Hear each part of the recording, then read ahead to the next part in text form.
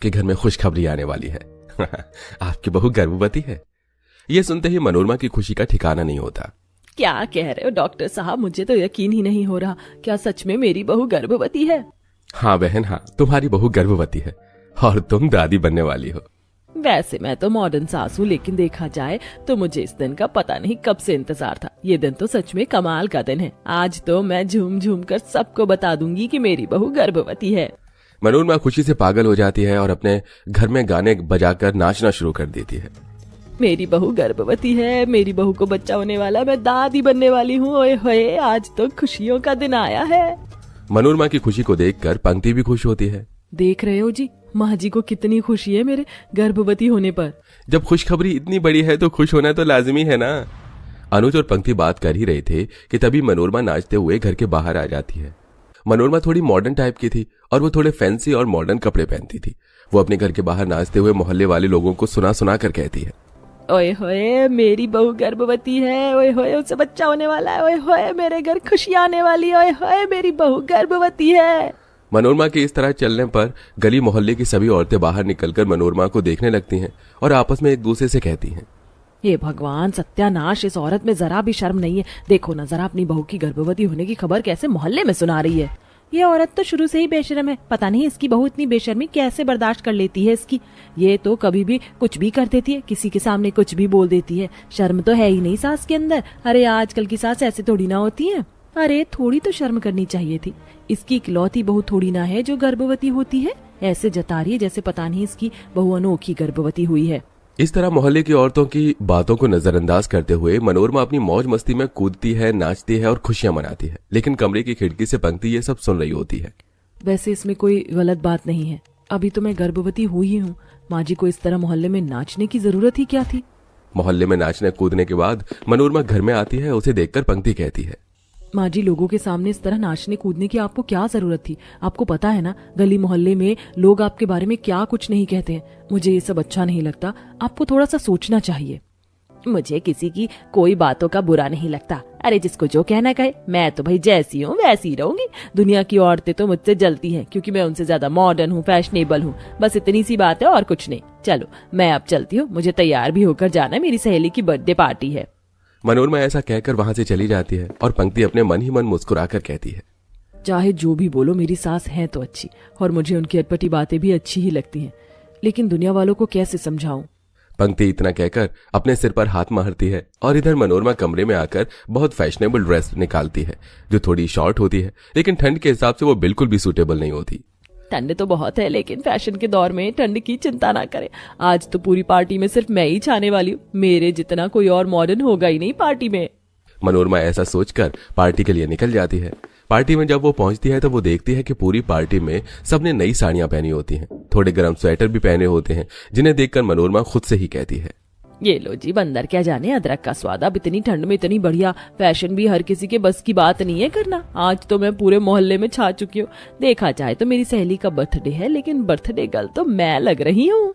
मनोरमा में ऐसा खुद से कहकर शर्माती है और फिर अपनी सहेली के पास जाती है, जहां उसकी सहेली संगीता उसके कपड़े देखकर हंसने लगती है और कहती है, अरे ये क्या, तुम तो बिल्कुल जोकर बनकर आई हो। जरा मौसम को देखकर तो कपड़े पहनना चाहिए था तुम्हें।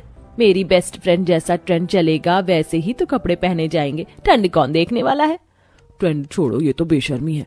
जरा तुम्हें अपनी उम्र का तो लिहाज करना चाहिए था। इस तरह के कपड़े पहनना तुम्हें शोभा नहीं देता, लेकिन फिर भी तुम ढीठ हो ना, किसी की सुनने वाली थोड़ी हो।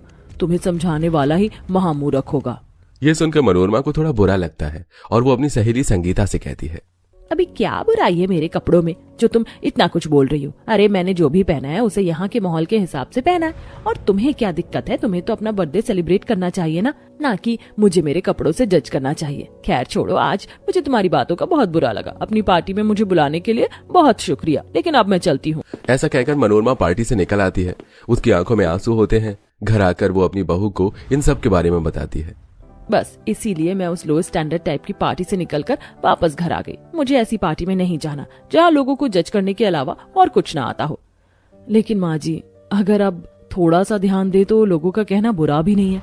बस आपको लगता है आपको थोड़ा संभल कर कपड़े पहनना चाहिए। मौसम के हिसाब से ही कपड़े ठीक नहीं है, और फिर आप जब भी बाहर जाती हो तो ऐसे ही कपड़े पहन कर जाती हो। देखा बहू, तुमने भी मुझे नहीं समझा। मुझे कोई नहीं समझ सकता सिवाय मेरे फोन के। मनोरमा अपना फोन लेती है और अपने कमरे में चली जाती है। वो सारा समय अपना फोन ही चलाती है, लेकिन अपनी गर्भवती बहू पर जरा ध्यान नहीं देती। कभी मॉडल टाइप के कपड़े पहनकर रील बनाना, तो कभी छत पर जाकर अपने फैशनेबल कपड़ों में शूटिंग करना। इधर संस्कारी शरीफ बहू बेचारी क्या ही करती। गर्भवती होने के बाद भी वो घर को संभालती है, घर के सारे काम करती और अपने आप को भी देखती है। माँ जी, अनुज जी ऑफिस में हैं और वो किसी मीटिंग में बिजी हैं। आज मेरा टेस्ट है, आप मेरे साथ चल दीजिए प्लीज। सॉरी, आज तो मुझे एक फैशन के स्टूडियो जाना है। वहाँ बहुत बड़ा प्रोग्राम है जहाँ बहुत बड़ी मॉडल आने वाली है। मैं तुम्हारे साथ नहीं जा सकती। इतना कहकर मनोरमा अपना बैग उठाती है, स्टूडियो पहुंच जाती है जहां बहुत सारी मॉडल्स कैटवॉक कर रही होती हैं। वो उनको शूट करती है जिससे वो उनकी कॉपी कर सके। इधर बेचारी पंक्ति अकेले हॉस्पिटल में चेकअप के लिए आती है। काश कि मेरी माँ मेरे पास होती। लोग कहते हैं कि सास साथ हो तो माँ की जरूरत नहीं पड़ती, लेकिन मेरी सास इतनी बेशर्म है कि उसे ये भी नहीं दिखाई देता कि उसकी बहू गर्भवती है। मेरा ध्यान तो रखना बहुत दूर, वो घर में ही नहीं टिकती हैं। इस तरह पंक्ति को परेशान होते हुए पूरे 5-6 महीने हो जाते हैं, जिसके बाद एक दिन मनोरमा बहुत खुश होकर पंक्ति के पास आती है और कहती है, मेरी प्यारी बहू, तुम्हें पता है मैं तुम्हारे लिए बहुत बड़ी पार्टी रखी है। अरे पार्टी नहीं, तुम्हारी गोद भराई होने वाली है। तुम्हें 6वां महीना लग गया और तुम्हारी गोद भराई की रस्म होना बहुत जरूरी है। मैंने सभी औरतों को इनवाइट किया है और बहुत सारी मॉडल भी आएंगी। ये पार्टी तो तुम्हें हमेशा याद रहने वाली है। ये सुनकर पंक्ति अपने मन में सोचती है, चलो मेरा ध्यान कम सही, लेकिन कम से कम मेरी सास को इतना तो ध्यान है कि मेरी गोद भराई की रस्म होनी है। वैसे माँ जी की खुशी को देखकर लग ही रहा है जैसे मेरी गोद भराई की रस्म बहुत अच्छी होने वाली है। पंक्ति ने अब अपनी गोद भराई की रस्म के लिए बहुत सी उम्मीदें लगा ली थी और यहाँ मनोरमा पूरी तैयारी में थी। अपनी बहू के लिए उसने कई सारे तोहफे भी लिए थे गोद भराई के। इसी के साथ उसने एक बहुत बड़ी डिजाइनर से शॉर्ट ड्रेस में एक ड्रेस बनवाई थी। इस गोद भराई पर मैं सबके सामने ऐसा नाचूंगी कि सब लोग देखकर हैरान ही हो जाएंगे।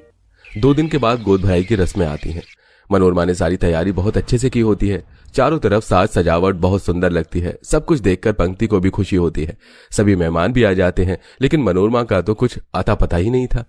और कहाँ है मनोरमा बहन, कहीं दिखाई नहीं दे रही हैं।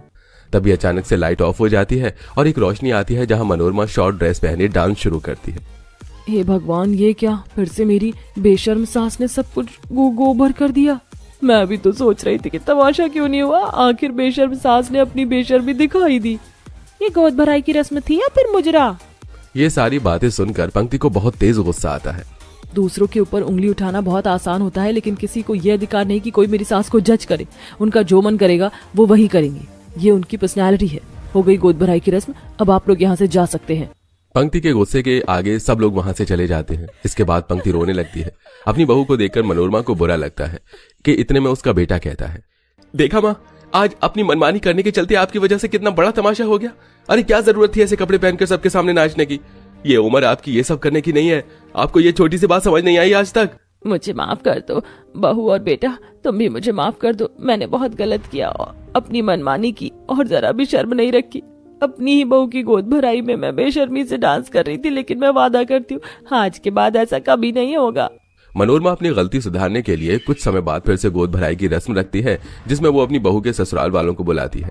इस बार गोद भराई की रस्म पूरी रीति रिवाज के साथ होती है। आखिर में सब सही हो जाता है और पंक्ति कुछ समय बाद एक बेटे को जन्म देकर अपने ससुराल में खुशी खुशी रहने लगती है।